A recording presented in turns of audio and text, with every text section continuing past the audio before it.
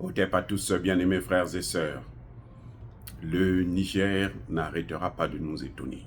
En fait, c'est pas seulement le Niger, c'est que les pays de l'AES, là. Chaque jour qui passe, ils font quelque chose qui nous...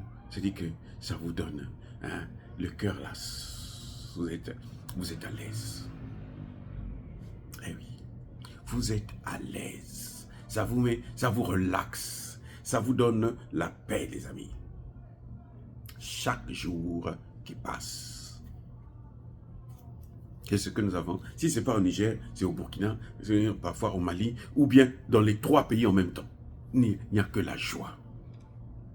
La joie d'être africain. C'est incroyable, ces leaders de ces trois pays.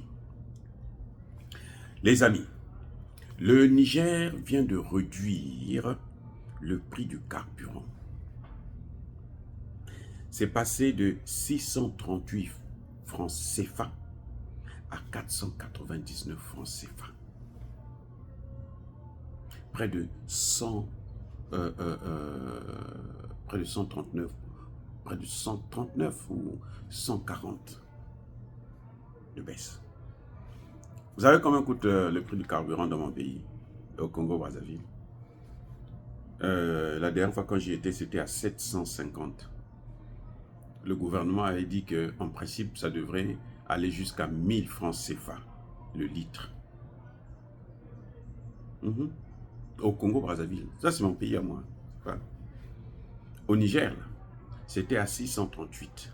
Donc c'était déjà moins cher que celui du Congo-Brazzaville. Ils ont encore réduit ça. Ils ont descendu ça sous la barre de 500 francs CFA. Le carburant, le litre. Vous voyez pas que c'est trop beau? Le gaz, la bonbonne de gaz là, de 12 kilos, c'est passé de 7 000 à 4 000 francs CFA. 3 000 francs CFA de moins. Mais vous savez, ça veut dire que c'est incroyable. 3 000 francs CFA de moins. Question. Comment eux, ils arrivent à faire ce que les autres n'arrivent pas à faire? C'est parce que l'économie des autres pays dépend des investisseurs, dépend du Fonds monétaire international, dépend de la Banque mondiale, dépend du Club de Paris, dépend du Club de Londres. Ils ont tellement de difficultés que eux maintenant, la seule chose qu'ils ont à faire, c'est de piller l'Afrique. S'ils ne pillent pas l'Afrique, ils ne pourront pas même respirer. Donc les pays africains sérieux, ce sont ceux qui vont commencer à se dire on doit s'éloigner de la Banque mondiale, on doit s'éloigner du FMI. Ce que vous voyez avec Alassane Ouattara qui vient encore de signer le contrat avec la Banque mondiale, le FMI, c'est rien du tout. C'est de la poudre aux yeux. La situation, elle est calamiteuse en Côte d'Ivoire. Je répète, la situation est calamiteuse en Côte d'Ivoire. Pourquoi? Parce que ce sont les Occidentaux qui tiennent cette économie. Ce sont les Arabes, les Libanais, les Marocains et autres qui tiennent cette économie. Et tout. Si vous avez une économie qui est dans les mains des étrangers, vous vous endettez. Et quand vous prenez des dettes, vous ne faites rien avec cet argent. Vous vous empochez, vous enrichissez. Comment pouvez-vous expliquer que vous trouvez des pays où on ne paye pas les salaires pendant des mois, les pensions c'est pendant des années, la bourse des étudiants c'est pendant des dizaines d'années. Vous avez quand même des ministres qui ont 10, 15 villas. Ils ont 3, 4, 5 villas à l'étranger. Qui voyagent tous les ans, ils s'en vont, ils se baladent et ils reviennent. Comment vous pouvez expliquer ce paradoxe? Vous ne pouvez pas avoir l'argent pour faire des projets, développer des projets dans votre vie, ce n'est pas possible. C'est ce que le Niger est en train de prouver, le Burkina Faso est en train de prouver. Vous les avez vus se balader quand ils veulent aller négocier. Ils sont des ministres, c'est pourquoi? C'est pour ça. Et les ministres viennent, ils rendent compte, et puis voilà. Et les ministres ne se déplacent pas, même les ministres là, leurs ministres ne se déplacent pas n'importe comment. Ils ne vont pas aller pour se balader dans des pays, non, non, non, non. Regardez bien le premier ministre du Niger, du Burkina ou du Mali, ou les autres ministres là, regardez bien quand ils se déplacent. Vous savez que quand ils se déplacent là, si ce n'est pas un intérêt politique, c'est un intérêt militaire. Et immédiat. Ils ne vont pas pour aller chez nous. Le Mali, l'or du Mali appartient maintenant aux Maliens. Le pétrole, le gaz du Niger, l'uranium du Niger appartient maintenant au Nigeria, au Niger plutôt. L'or du Burkina Faso appartient au Burkina Faso. Vous voyez, c'est ça. Alors que dans les autres pays là, tout a été privatisé. On fait venir les investisseurs. On a signé des contrats. Il y a des pays qui prennent même la terre. Ils disent, tenez, vous prenez la terre de votre pays là. Vous appelez des autres gens pour venir faire soi-disant l'agriculture. Mais vous n'avez pas des gens qui peuvent travailler la terre en question. Regardez au Burkina Faso. Comment ils sont en train de faire travailler les gens de Burkina Faso. D'ici 5 ans, le Burkina Faso sera un grand producteur de tomates, de céréales, de maïs, de pommes, de ceci, mais de café, de cacao. Tout, ils sont en train de faire planter. Au moment où nous parlons là, ils sont en train de faire travailler les gens.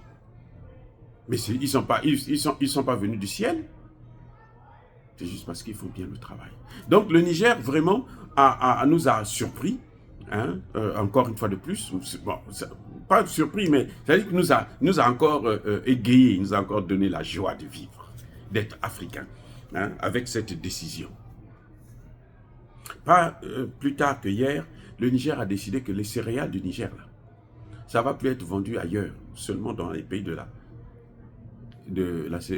l'EAC. Même pas dans les pays de la CEDEAO.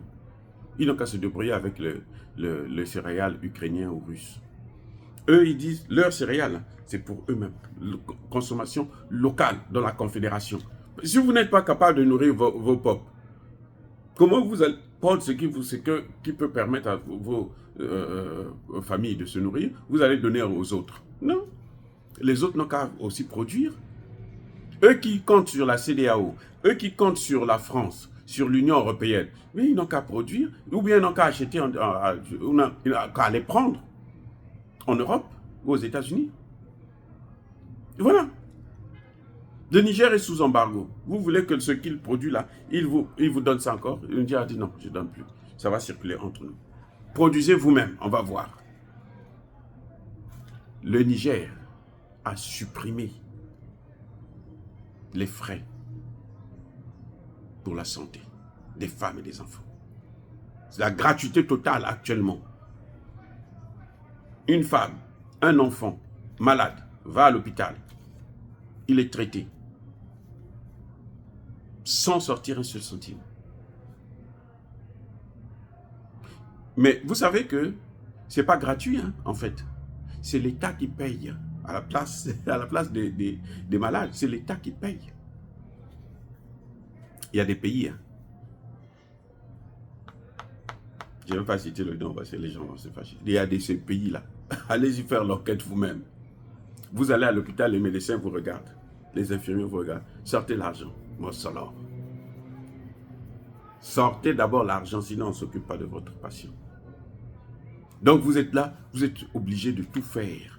Allez vous endetter, quoi que ce soit, pour venir leur donner de l'argent. Et puis bon, on va voir comment on va faire. Parfois, ils n'arrivent même pas à soigner la personne. Quand le médecin vous donne une ordonnance, hein, écoutez bien, le médecin vous donne une ordonnance, ils sont en groupe là, avec ces infirmières-là. Il vous dit non, mais telle infirmière a ce produit-là, telle autre infirmière a ce produit-là. On vous fait acheter un paquet de médicaments. Vous achetez le paquet de médicaments. Votre patient, malheureusement, perd la vie. Vous savez ce qu'ils font? Ils prennent ces médicaments-là. Ils vont vendre ça à d'autres patients. C'est-à-dire que c'est d'une escroquerie, une méchanceté. Je ne sais pas. Bon, le serment d'Hippocrate, moi j'ai toujours dit, en fait, c'est le serment de l'hypocrisie parce que Hippocrate, là, lui-même, ce n'est pas lui qui a inventé la médecine. Non, celui qu'on a dit là. Il a volé les textes, il a traduit les textes de médecine de nos ancêtres en Égypte. Vous comprenez la vérité maintenant? Et puis on dit, oh, le premier médecin, le serment dit, non. Yamesso avait tout inventé. Et non, plutôt, comment on l'appelle? Imhotep, voilà. Imhotep avait tout inventé dans le domaine de la médecine. Oh les amis, soyez bénis, abondamment bénis par le Dieu des Kémites et par nos ancêtres angélisés, mais que tous ceux qui persécutent le continent africain le pillent et le déstabilisent, qu'ils soient noirs, blancs, chinois, arabes, juifs, indiens ou qui qu'ils soient punis, maudits, foudroyés, neutralisés, écrasés, effacés par le Dieu des Kémites et par nos ancêtres angélisés. Bravo au gouvernement, au général Tchani et à son gouvernement. Bravo à la population du Niger qui soutient Mordicus, ses grands leaders. Bravo à tous les leaders et la population de l'AES. Nous vous saluons. Nous vous saluons. Soyez bénis tous. Vive l'Afrique éternelle, j'ai dit et j'assume.